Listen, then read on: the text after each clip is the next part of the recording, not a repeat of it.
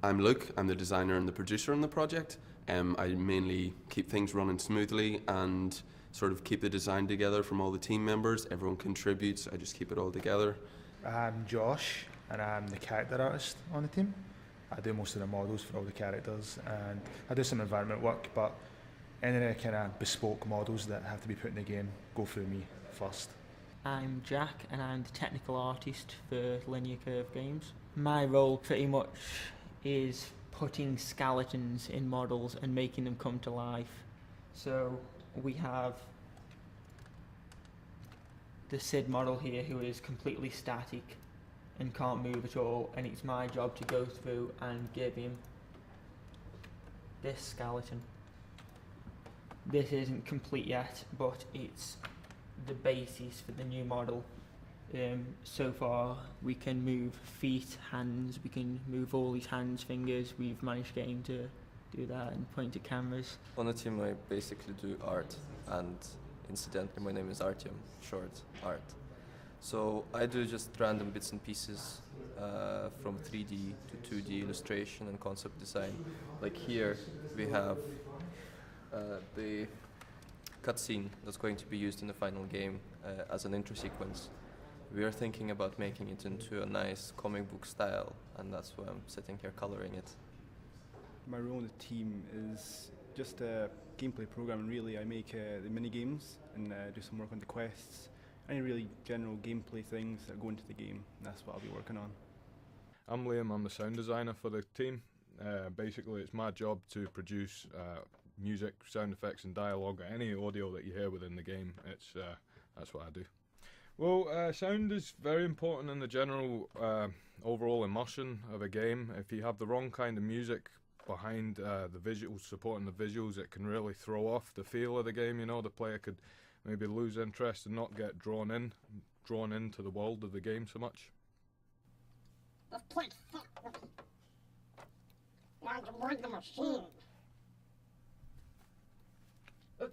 It matches like Sal being in that song, because you know, like Ernest I was a bit suppose more. it'd be good if the two of them kind of sounded similar as well. It might be an indication that he's bad as well, you know. Yeah. We at Abertay encourage live projects because of the benefits that they give employers, but also the benefits they give the students. So the guys might not realise it, but I've actually seen them grow as individuals and professionals.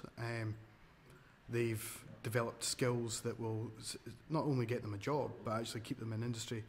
In terms of what the university has gained, we get to see our students going and doing something amazing, something that is benefiting the good.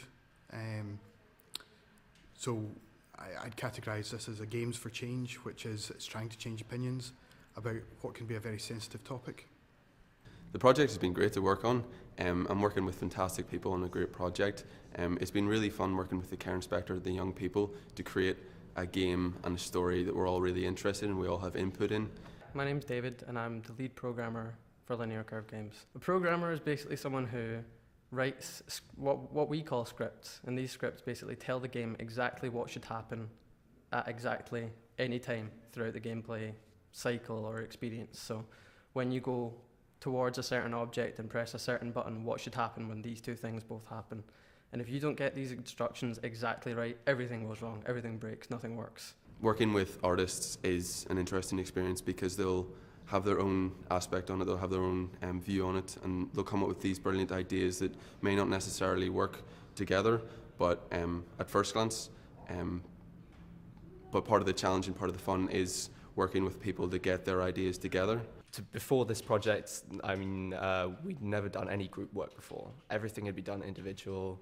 Everything, you know, was doing your own time, never really on a strict schedule. But now, you know, we've got the experience of doing that, which is what will happen when we actually get into the industry. Also working with software that we've never used before. We've never really used a game engine to build a game in. It's all been done from scratch by us and been very, very basic. But this has been a chance to actually build something complex with some tools that we've never used before. It's so overdone this, but you know, everyone who has a video in this studio does that. Don't know. Oh, wait for you to find the button first. I'll be on camera. Well, the buttons are light up. So. This is what I do when I come in here. I just sit in here and look at this. Sit and watch that all I day. just take a break from the world.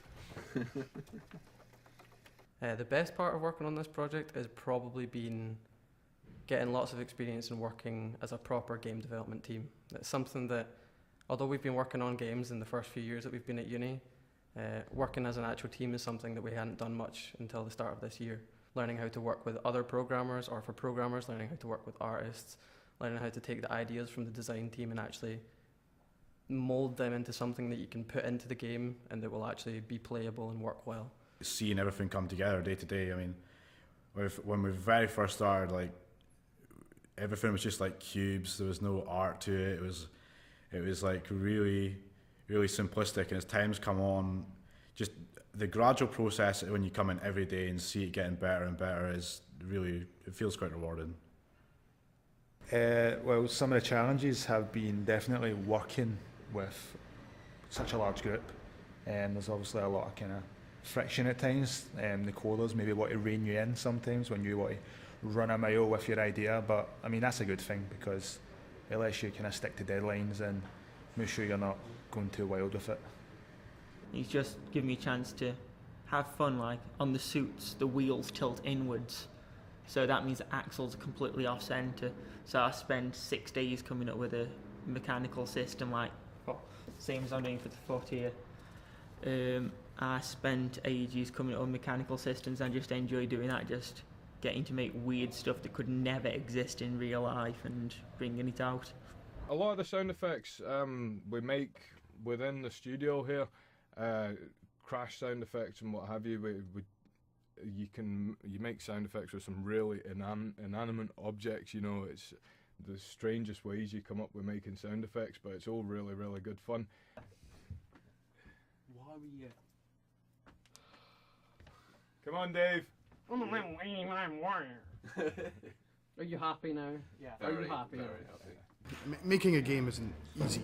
It's a lot of hard work, and the students worked really hard over the course of the academic year, and it's great to see them come in and work over the summer to finish it off and really see something that's, you know, release quality, which is lovely.